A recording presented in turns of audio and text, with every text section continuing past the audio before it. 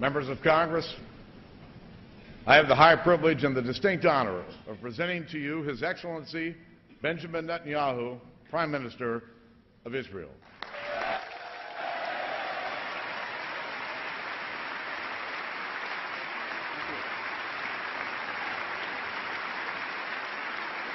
Thank you.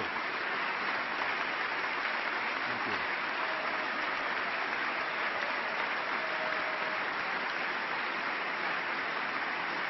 Thank you very much. Thank you.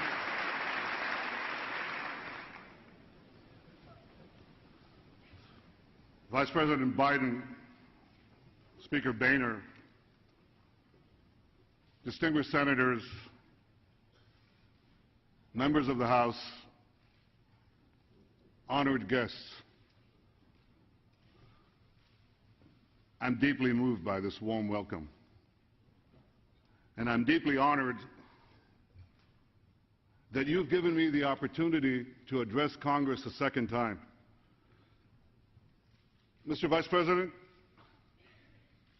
do you remember the time that we were the new kids in town?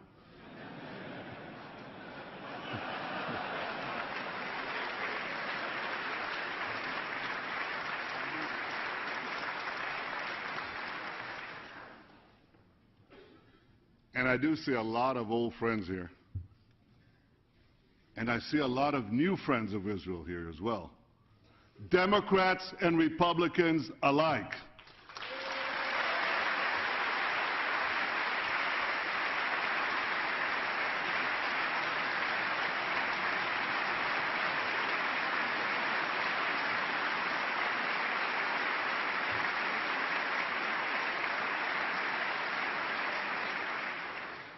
Israel has no better friend than America, and America has no better friend than Israel.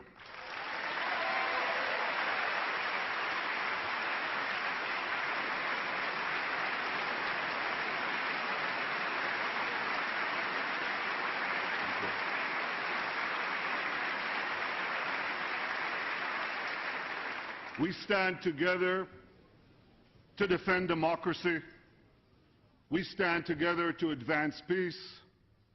We stand together to fight terrorism. Congratulations, America. Congratulations, Mr. President. You got bin Laden. Good riddance.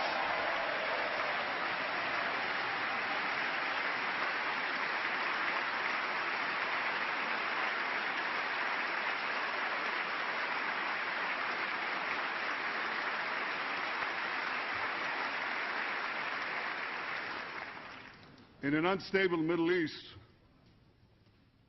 Israel is the one anchor of stability. In a region of shifting alliances, Israel is America's unwavering ally. Israel has always been pro-American. Israel will always be pro-American.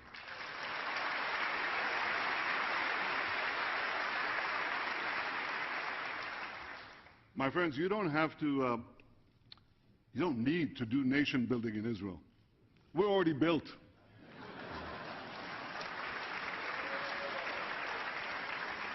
You don't need to export democracy to Israel. We've already got it.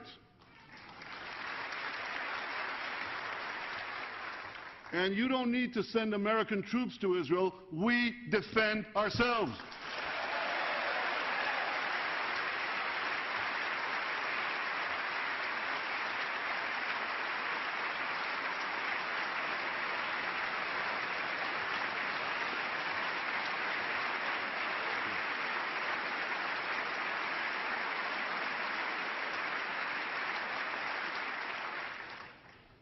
You've been very generous in giving us tools to do the job of defending Israel on our own.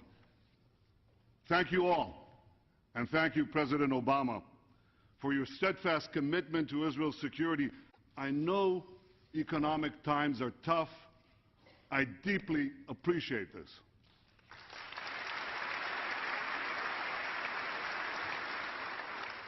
Some of you have been telling me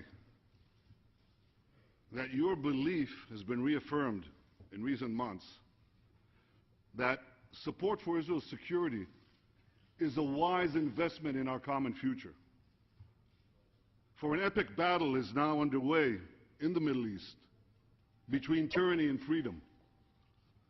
A great convulsion is shaking the earth from the Khyber Pass to the Straits of Gibraltar. The tremors have shattered states. They've toppled governments. And we can all see that the ground is still shifting. Now, this historic moment holds the promise of a new dawn of freedom and opportunity. There are millions of young people out there who are determined to change their future. We all look at them. They muster courage. They risk their lives. They demand dignity. They desire liberty. These extraordinary scenes in Tunis and Cairo evoke those of Berlin and Prague in 1989. Yet, as we share their hopes,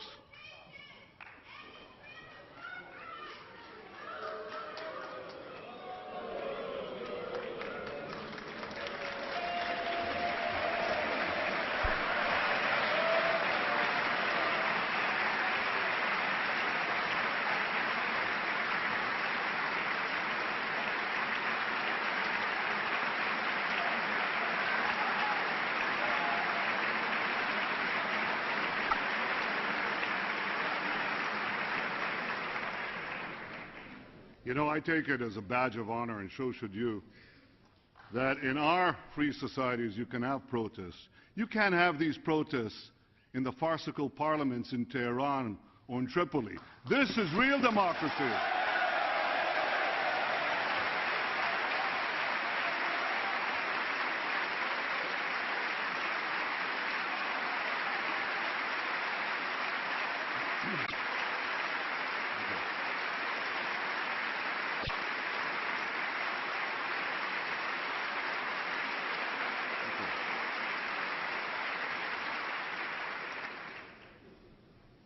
So as we share the hopes of these young people throughout the Middle East and Iran, that they'll be able to do what that young woman just did. I think she's young, I couldn't see quite that far. We must also remember that those hopes could be snuffed out, as they were in Tehran in 1979. You remember what happened then. The brief democratic spring in Tehran was cut short by a ferocious and unforgiving tyranny. And it's this same tyranny that smothered Lebanon's democratic Cedar Revolution and inflicted on that long-suffering country the medieval rule of Hezbollah. So today, the Middle East stands at a fateful crossroads. And like all of you, I pray that the peoples of the region choose the path less traveled, the path of liberty.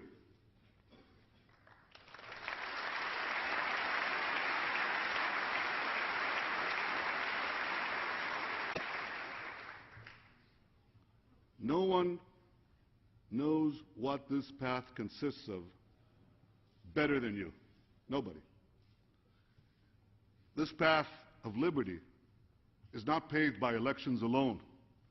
It's paved when governments permit protests in town squares, when limits are placed on the powers of rulers, when judges are beholden to laws and not men, and when human rights cannot be crushed by tribal loyalties or mob rule. Israel has always embraced this path in a Middle East that has long rejected it.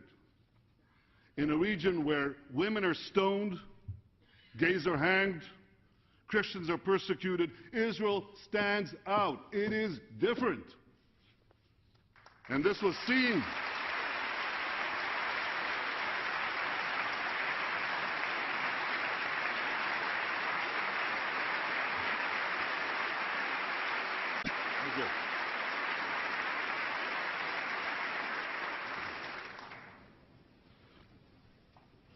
There was a great English writer in the 19th century, George Eliot. It's a she. That was a pseudonym in those days. George Eliot predicted over a century ago that once established, the Jewish state, here's what she said, the Jewish state will shine